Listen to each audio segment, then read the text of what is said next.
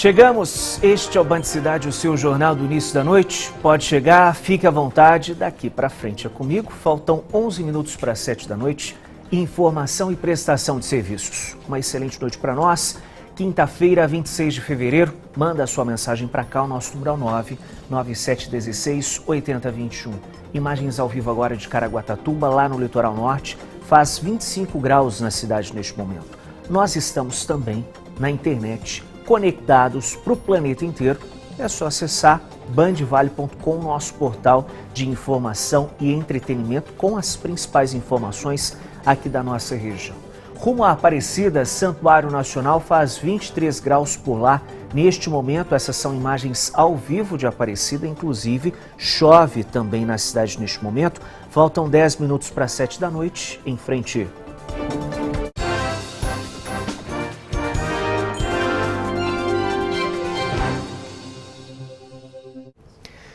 O investimento bilionário promete colocar Pindamonhangaba entre as cidades mais industrializadas do interior paulista. 5 bilhões de reais vão ser investidos no aumento da produção da Novelis. O cenário de geração de empregos também deve ser impactado. O investimento bilionário deve redefinir a posição regional de Pindamonhangaba no setor industrial paulista. O projeto prevê uma nova planta da Novelis ao lado da atual estrutura que existe atualmente. O terreno já foi adquirido e as obras devem durar cerca de 3 anos. Hoje, a fábrica emprega aproximadamente 1.700 trabalhadores, número que deve crescer. A gente fala de duplicar as produções, nós sabemos que os equipamentos são bastante modernizados, né?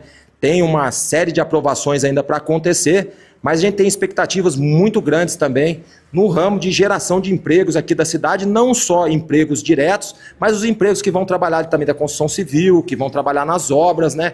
Então a gente recebe com bastante otimismo essa notícia. O governo federal confirmou o investimento de 5 bilhões de reais na Novelis, indústria do ramo de alumínio. O aporte foi anunciado durante a visita do presidente Lula à Índia. O grupo confirmou o plano de crescimento no Brasil. Hoje, a Novelis é uma das maiores produtoras de alumínio laminado do mundo. Com esse novo investimento, a capacidade da fábrica aqui na cidade deve saltar. A expectativa é que chegue a 1.200.000 toneladas por ano, reforçando a capacidade industrial de Pindamonhangaba no circuito de empresas do Vale do Paraíba. Podemos dizer que é um investimento estruturante, né? Não estamos falando apenas em ampliação industrial, que já está acontecendo nessa indústria de Pindamonhangaba, mas de um aumento de capacidade produtiva, de modernização e tecnologia.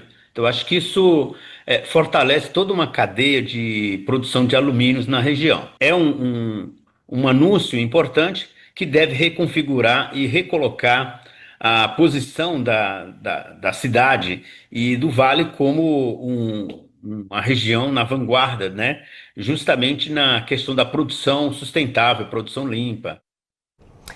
Foi em fevereiro de 2023 que o Brasil inteiro estendeu as mãos para São Sebastião, no litoral norte. Um mar de lama desceu pela Serra do Mar, devastou a costa sul e matou mais de 60 pessoas. Desta vez, a chuva volta a fazer vítimas, mas lá em Minas Gerais, os nossos irmãos mineiros, na Zona da Mata, sofrem com os deslizamentos. Mais de 50 pessoas morreram. Hoje, 2 caminhões saíram aqui de São José dos Campos com destino às cidades de Ubá e Juiz de Fora, em Minas Gerais, cheios de doações. Foram cerca de 12 toneladas de roupas, com mais de 28.000 peças, 2 toneladas de alimentos, além de 2.000 itens de higiene pessoal. Os materiais foram arrecadados pelo Fundo Social de Solidariedade de São José dos Campos.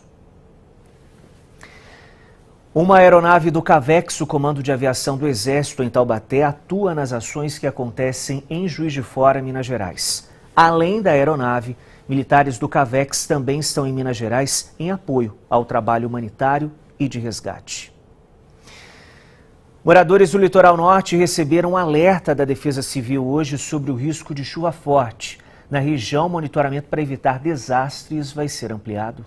O Vale do Paraíba segue em alerta para fortes chuvas. O INMET, o Instituto Nacional de Meteorologia, manteve a nossa região classificada em grande perigo, que indica alerta máximo para risco dos temporais. O acumulado de chuvas pode chegar aos 100 milímetros. Em Queluz, no Vale Histórico, um muro de contenção na praça da Igreja Matriz cedeu e caiu sobre a ladeira São João. Uma viatura da Polícia Civil foi atingida pela queda. Sem trégua, o solo segue encharcado e o risco para deslizamento é grande, segundo a Defesa Civil do Estado. Nesta sexta-feira entra em funcionamento uma sirene de alerta na Vila Santo Antônio, em Campos do Jordão, na Serra da Mantiqueira. Rotas de fuga já foram sinalizadas no bairro e o ponto de encontro também foi definido. Na semana que vem, um sistema também vai ser inaugurado em Monteiro Lobato. É o mesmo de São Sebastião, é o mesmo de São Luís. Ele fica integrado a um sistema no estado de São Paulo. Colocando mais radares, a gente melhora o monitoramento não só do município, mas de todos os municípios do entorno. Os estragos na zona da Mata Mineira, com um registro de mais de 50 mortes nas cidades de Juiz de Fora e Ubá, reacenderam a preocupação de quem vive em áreas de risco.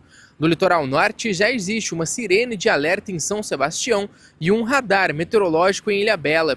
Ubatuba vai ser a próxima cidade do litoral a receber os equipamentos. Está vendo em Juiz de Fora o relato dos moradores, e não precisa ir longe, vamos lembrar de São Sebastião, há 3 anos atrás. Nós estamos ampliando o sistema de monitoramento do estado, né? E aí o radar meteorológico ele vai ser instalado em Ubatuba e vai ser instalado em outras cidades do litoral também. Esse estudo está quase finalizado. Em Ubatuba, no litoral norte, a Escola Municipal Prefeito Silvino Teixeira Leite, na Marafunda, continua com as aulas suspensas. O retorno, segundo a Prefeitura, está previsto apenas para a próxima segunda-feira. A sala do berçário da Escola Municipal José Libório, no Corcovado, também teve as atividades interrompidas. Os estudantes estão sem aula desde o início da semana devido às fortes chuvas que castigaram a cidade. Em São José dos Campos foram quase 100 milímetros de chuva. O rio Buquira transbordou e alagou ruas do bairro do Freitas. Segundo a Defesa Civil, foram afetadas pelas chuvas, ruas também ficaram cheias de água. É a informação que vem ao vivo com o Leandro Sampaio. Oi, Leandro, boa noite. Oi, Otávio, boa noite para você também, boa noite para todos que estão com a gente aqui no Band Cidade, segunda edição. Olha só, Otávio, volta a chover aqui na zona norte de São José dos Campos, viu? Nós estamos exatamente no mirante do Buquirinha, na capela de São Lourenço, isso porque a Defesa Civil montou um QG aqui, montou aqui um espaço para receber os moradores que foram afetados aí com esta cheia, né, do rio Buquira. Aqui também o Fundo Social da cidade de São José dos Campos também já fez o cadastro de alguns moradores. Eles estão aqui atendendo então essas pessoas que acabaram perdendo aí alguns itens, como cesta básica ou algum móvel, alguma roupa ou utensílio importante para estes moradores. Como a gente vê nas imagens, né, Otávio, o rio Buquira, ele subiu quase 3 metros de altura, né? Uma água barrenta que chegou a invadir ali a avenida principal que dá entrada aqui para os Freitas. Os motoristas, inclusive, encontraram dificuldade para passar ali pela avenida, pela cheia da água. Ela acabou ocupando as 2 pistas, tanto o sentido bairro quanto o sentido o centro da cidade de São José dos Campos. Nenhuma casa foi afetada literalmente com a cheia, porque a água chegou um pouco acima do normal dela na altura das casas. Mas mais para baixo, ali mesmo, quase na margem, no leito do rio, ela sim chegou a aproximadamente 3 metros de altura. A Defesa Civil nos disse agora há pouco que a água já começou a baixar, mas nós temos aí, olha, a chuva está ficando cada vez mais forte, nós temos previsão de chuva também para São José dos Campos amanhã, e a preocupação aí então da Defesa Civil com a cheia do rio Buquira. Não só o rio Buquira, como também o rio Paraíba também está bem cheio, viu, Otávio? A gente segue por aqui acompanhando o trabalho do Fundo Social, que eles montaram aqui um espaço para receber os moradores, e também a gente está acompanhando, minuto a minuto, o trabalho da Defesa Civil aqui de São José dos Campos. As imagens, elas chamam a atenção, porque o rio, ele literalmente transbordou, e quando ele pega aquele trecho ali da avenida principal, a gente vê as pessoas passando pela água, os carros com medo de passar por algum buraco ali, né? Então a gente segue acompanhando essa cheia, mas aqui que está chovendo agora de volta na zona norte da cidade de São José dos Campos. Viu, Otávio? A gente segue daqui, eu devolvo para você aí no estúdio. Muito bem, valeu, Leandro, pelas informações. Preocupação principalmente para quem vive em áreas de risco aqui da nossa região. Bom trabalho, Leandro. Um leilão hoje em São Paulo definiu a vencedora que vai assumir a construção do novo centro administrativo do governo do estado. Os detalhes chegam ao vivo com o Matheus Agostinho. Oi, Matheus, boa noite. Oi, Otávio, uma boa noite para você, para todos aqueles que nos acompanham aqui no Band Cidade, segunda edição. O vencedor deste leilão foi o consórcio MEZ RZK Novo Centro, que vai assumir a parceria público-privada para a construção deste centro ali na capital paulista. Esse leilão que aconteceu no dia de hoje na sede da Bolsa de Valores. O vencedor apresentou uma proposta com um desconto de 9,62%. O investimento estimado é de cerca de 6 bilhões de reais, que prevê a construção de 7 edifícios e 10 torres, tudo isso para abrigar o gabinete do governador, além das secretarias e os órgãos estaduais também, com cerca de 22 mil funcionários. Otávio, ainda segundo as informações, o contrato de concessão será válido pelos próximos 30 anos. Vamos acompanhar agora a fala do governador do estado, Tarcísio de Freitas, durante este leilão, então, que aconteceu no dia de hoje. Para nós, do ponto de vista financeiro, vale muito a pena, porque, primeiro, eu vou ganhar produtividade. Vou concentrar as estruturas do estado num único lugar, num único endereço. Vou ganhar eficiência, vou ganhar tempo de deslocamento. Vou poder fazer dinheiro com esses imóveis que nós temos e que estão aí espalhados, pulverizados pela cidade de São Paulo, que já não atendem da melhor condição o nosso servidor. E aí nós vamos trazer 22 mil pessoas para trabalhar nos Campos Elíseos. E aí vem o projeto, a integração com os jardins, os vários movimentos que a gente tem de um lado para o outro, as fachadas ativas, os comércios, vida. Uma carreta ficou enroscada hoje debaixo do viaduto da Avenida dos Astronautas, na Via Dutra, em São José dos Campos, na pista sentido São Paulo. O veículo que transportava uma carga de grandes dimensões conseguiu passar e depois parou no quilômetro 146. Segundo a Polícia Rodoviária Federal, a carreta segue em direção ao estado da Bahia. Foram cerca de 22 quilômetros de congestionamento no local no finalzinho da tarde desta quinta-feira. Pré-sextou, quinta-feira, e muita gente com o pé na estrada, na volta para casa, os caminhos do motorista, o movimento nas principais estradas que cortam a nossa região. Direto da Rádio Band Vale FM, quem atualiza as condições das estradas para a gente é o Vande Venino, que inclusive conta se ainda há reflexo dessa carreta que ficou enroscada na Via Dutra hoje, né, Vande? Boa noite para você. Boa noite, Otávio. Boa noite a todos. Pois é, pela rodovia Dutra, o transporte desta carga superdimensionada no sentido de São Paulo por hoje já foi encerrado o deslocamento desse módulo transportador, mas o reflexo da passagem dele pelo Vale do Paraíba ainda permanece. Chegou a 22 quilômetros em algum momento, agora são 14 quilômetros de congestionamento e pontos lentos pela Via Dutra. O detalhe é que esse módulo transportador está no recuo ali no quilômetro 148 em São José dos Campos, aguardando aí um novo momento para voltar a esse deslocamento. No sentido Rio de Janeiro da rodovia Dutra, trânsito intenso do quilômetro 150 até o 145 pela pista expressa. No ponto da via Cambuí, ali sobre a via Dutra, isso se deve ao excesso de veículos. Ainda a rodovia Presidente Dutra, em Taubaté, sentido Rio de Janeiro, tem trânsito carregado, quilômetro 118, saída para a rodovia Oswaldo Cruz, saída para a rodovia Carvalho Pinto até o quilômetro 105 pela pista expressa devido ao alto fluxo de veículos. Pela rodovia Oswaldo Cruz, que liga Taubaté a Ubatuba, quilômetro 81, trecho de serra, e 93, chegada a Ubatuba, com trânsito normal nos dois sentidos, mas também com tempo chuvoso e baixa visibilidade. Pela outra serrana, rodovia Floriano Rodrigues Pinheiro, que liga Taubaté a Campos do Jordão, quilômetro 31, trecho de serra. Trânsito normal nos dois sentidos, porém chuvas e baixa visibilidade. Nessas duas situações, o motorista deve ter realmente muita atenção às pistas escorregadias. Travessia de balsas entre São Sebastião e Ilhabela, operando com 5 embarcações. 30 minutos de espera em ambos os sentidos. Eu volto com você, Otávio. Muito bem, valeu, Vande, pelas informações. A gente está falando aqui o tempo todo dos transtornos causados pela chuvarada. E um outro problema é a formação de crateras. Você tem acompanhado aqui, né? Em São José dos Campos, bairros da Zona Sul e da Zona Leste registraram novos buracos hoje. Além dos novos transtornos, crateras que já foram reparadas pela Prefeitura continuam preocupando os moradores. A cidade de São José dos Campos tem registrado diversos problemas com crateras em todas as regiões. Na Zona Leste, no bairro Jardim Nova Esperança, um buraco se abriu no meio da rua. Equipes da prefeitura e da empresa responsável pelo gás encanado estiveram no local. A rua foi parcialmente interditada. E aqui no bairro Jardim Nova Esperança, que fica na Zona Leste da cidade de São José dos Campos, mais uma cratera se abriu bem no meio da rua. Os moradores aqui da região estão assustados. A rua Danilo Eduardo Rios Ramos, no Jardim São José 2, também ficou parcialmente interditada. Máquinas e homens seguiram com os trabalhos desde cedo. Segundo a prefeitura, a cratera foi causada por problemas de infraestrutura e saneamento.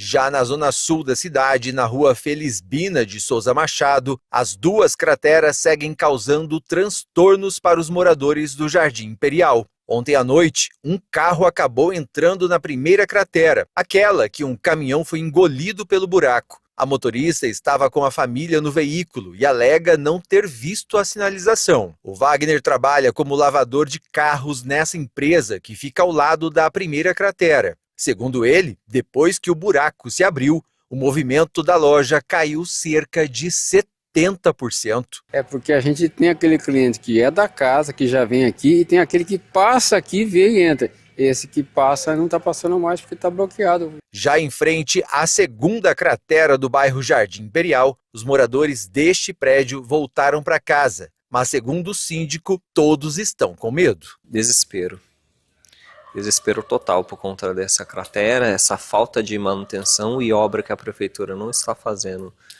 com a gente. Ainda segundo ele, durante a madrugada, a cratera faz barulhos. São estalos que deixam os moradores apreensivos. Os mesmos barulhos, os estalos, o derramamento de terra, de erosão que eu ouvi, os moradores do prédio ouviu no dia que onde tudo começou, a gente ainda ouve. O problema é que agora a gente não vê. No começo a gente via as terras desmoronando e o buraco está aumentando. Agora a gente continua ouvindo, só que a gente não tem mais visão de nada. Muito bem, a sua participação aqui no BC, vamos começar um cadinho. Quinta-feira, vamos lá, Isabel em Guaratinguetá. Boa noite, equipe Band. Aqui a chuva não está dando trégua. Que Deus abençoe as áreas de risco de alagamento. Um abraço, Isabel, beijo grande, valeu pela sua companhia. Dirceu lá na cidade de Silveiras. Boa noite, Otávio. Aqui em Silveiras também chove muito. Estamos na audiência todas as noites. Abraço. Vem saborear uma paçoca de içá com a gente. Ó, convite feito, então eu vou, hein, Dirceu? Valeu. Edna em São José dos Campos, boa noite, Otávio. Manda um abraço para nós, Kátia, Valdir, Conceição, Toninho e Edna, aqui no Santa Inês 2. Beijo grande, valeu, Edna e família. Ligadinha com a gente. Band Cidade vai para o intervalo e volta bem rapidinho, até já.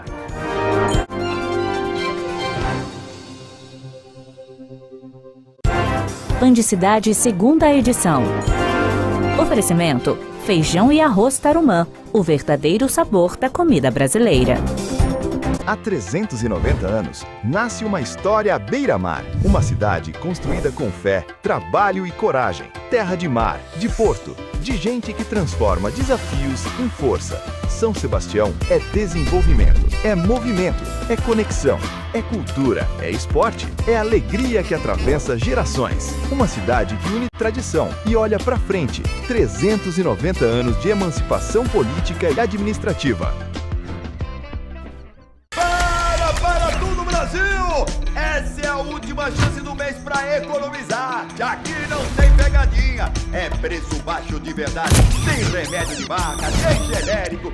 São mais de 18 mil produtos com mega descontos. Por que pagar mais caro se na Ultrafarma é muito mais barato? Compre no site ultrafarma.com, no aplicativo ou nas lojas. Tá mais barato que na Black Friday. Começa segunda-feira. Tá, a gente sabe que o comercial de iogurte é assim, né? Mas ele também pode ser assim. Afinal, o mundo não para de mudar e é muito bom fazer parte dessa transformação, cuidando do que mais importa. Para todos os momentos do seu dia, iogurte Comevap.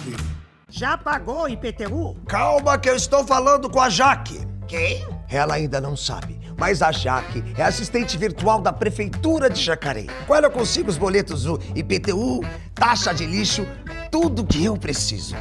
Tá vendo só como é fácil? Não tá me ouvindo, não? Calma, amor, que eu já estou indo, ah! Prefe no Zap 12 39559000 e pague o IPTU até 23 de março com desconto. Programa Tudo com Estilo. Oferecimento da Vivere, o seu espaço de eventos em Campos do Jordão. D&D Shopping São Paulo e Eucatex, soluções para o conforto e bem-estar. Caçapava está prestes a receber o primeiro curso de medicina da cidade, o que pode auxiliar na saúde do município, que vem recebendo reclamações dos moradores. Não é de hoje que a saúde é alvo de queixas dos moradores de Caçapava. Na Fusão, o único hospital público da cidade, as denúncias são de negligência médica. O seu Rildo perdeu a mãe em agosto do ano passado, segundo ele, por falta do diagnóstico correto. Ela entrou se consultar, falou para a doutora que ela estava com muita dor no quadril. Aí a doutora, com a porta aberta, olhou para ela: a senhora está gorda, a senhora tem que fazer um regime. Aí tudo bem, fez o medicamento, chegando em casa, ela caiu, bateu a cabeça e teve um AVC. Até então, daí chegando aqui, falou que ela estava com uma baita... O que levou a ela cair foi uma baita infecção que ela estava. Então, por isso que ela estava reclamando de muita dor do quadril. Foram dias de internação aguardando por um exame de ultrassom, que não poderia ser feito na unidade por falta de equipamento. Quem também reclama da saúde de Caçapava é a dona Ana Lúcia. Hoje, as muletas fazem companhia para ela. Os médicos levaram um mês para descobrir que ela estava com uma fratura no pé. Minha irmã me trouxe até na UPA da Vila Menino de Jesus e aí pediu a chapa, eu voltei de novo aqui para fazer a chapa e o doutor Fernando constatou que realmente estava quebrado o meu pé, ou seja, eu fiquei um mês com o pé exposto aberto. Denúncias de falhas no atendimento têm fragilizado a saúde da população em Caçapava. A cidade agora se prepara para receber o primeiro curso de medicina, que promete formar novos profissionais e melhorar a rede de atendimento municipal. O Hospital da Fusão deve absorver parte da mão de obra dos estudantes para internato, o que vai ampliar o atendimento na unidade. Já os estágios devem acontecer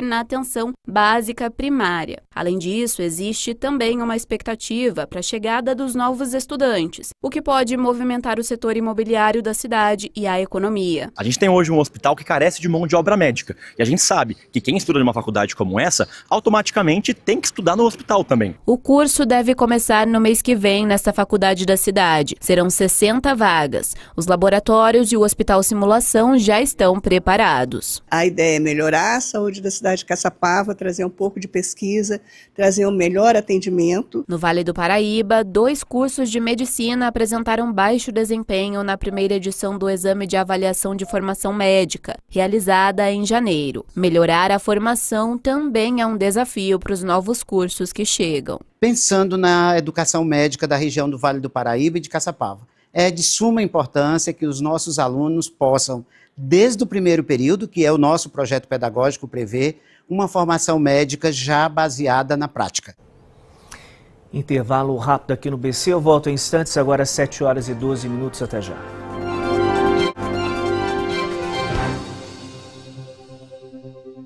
Há 390 anos, nasce uma história à beira-mar. Uma cidade construída com fé, trabalho e coragem. Terra de mar, de porto, de gente que transforma desafios em força. São Sebastião é desenvolvimento, é movimento, é conexão, é cultura, é esporte, é alegria que atravessa gerações. Uma cidade que une tradição e olha pra frente. 390 anos de emancipação política e administrativa.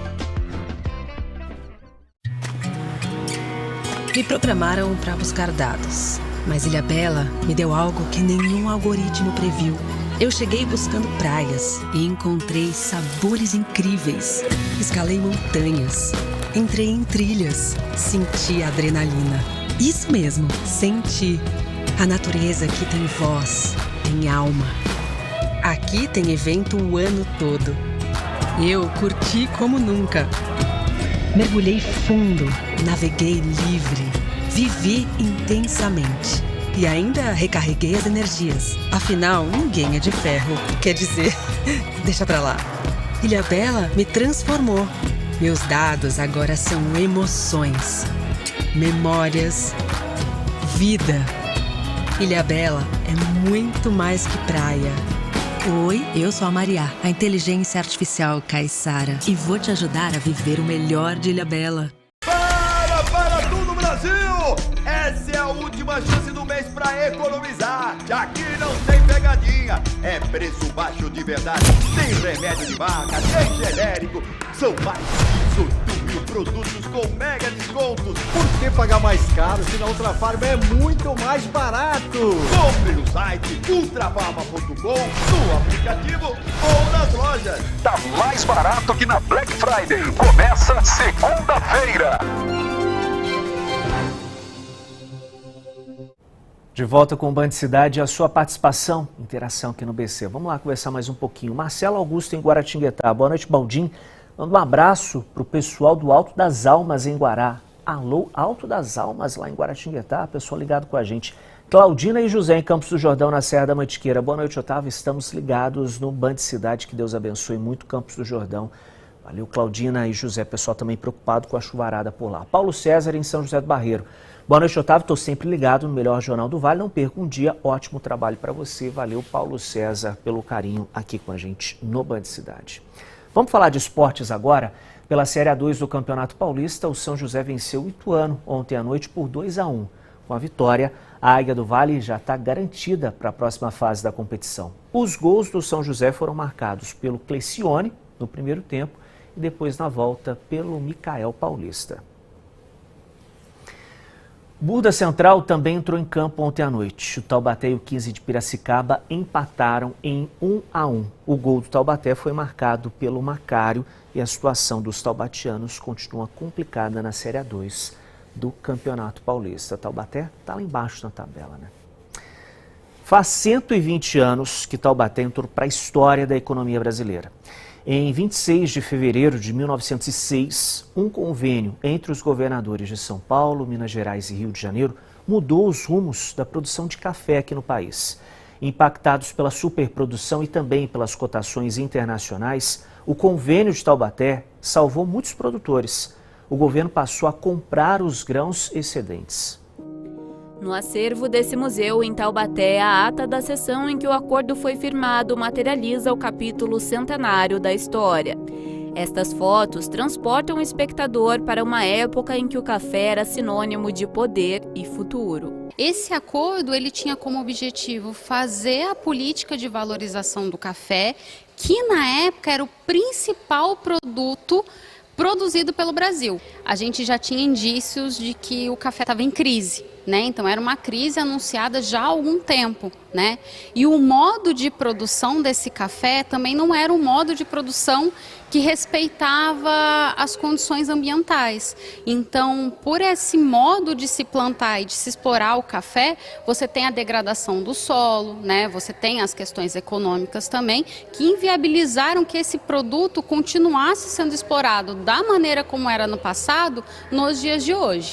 Com o crescimento da produção, era preciso levar o café mais rápido até o porto. Foi então que nasceu a Estrada de Ferro, que cruzou o Vale do Paraíba e ligou as lavouras ao mundo. Depois de 4 décadas em silêncio, a estação ferroviária de Taubaté voltou à vida em 2024, após uma revitalização.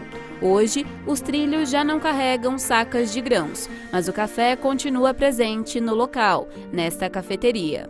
É muito importante para a gente saber a história do café, o quanto Taubaté foi importante, né, nessa história, e para as pessoas conhecerem, né, as cafeterias, né, porque a gente às vezes tem bastante cafeteria e não conhece, né. Além de movimentar a economia da cidade, o local mantém a tradição do café de Taubaté viva. Café é muito importante para a família, né? Todo mundo, quando vem aqui, é uma experiência, um momento em família, quando você quer relaxar e sair dessa rotina nossa que é corrida do dia a dia. Hoje, Taubaté já não é mais celeiro da produção cafeira no Brasil. Por aqui, a tradição tem se perpetuado de uma outra forma. A prefeitura criou a Semana do Café, com oficinas práticas, rodas de conversa e degustação em diferentes cafeterias da cidade. Ela nasceu justamente com esse intuito de resgatar essa história, essa cultura e também de movimentar a economia. A gente está falando aí de 14 cafeterias participantes aqui na cidade. Então o objetivo é que a gente consiga, a partir desta primeira semana, trazer para Taubaté um conceito de desenvolvimento econômico, de resgate da história, da cultura e também um novo atrativo turístico para o município. É isso, simbora, eu vou pro meu cafezinho, você em casa também. Bacana, né, esse capítulo da história lá em Taubaté. Minha gente, em instantes vem o Jornal da Band com os principais fatos do Brasil e do mundo. Em destaque, a situação lá em Minas Gerais causada pela chuva. Beijo grande, até amanhã.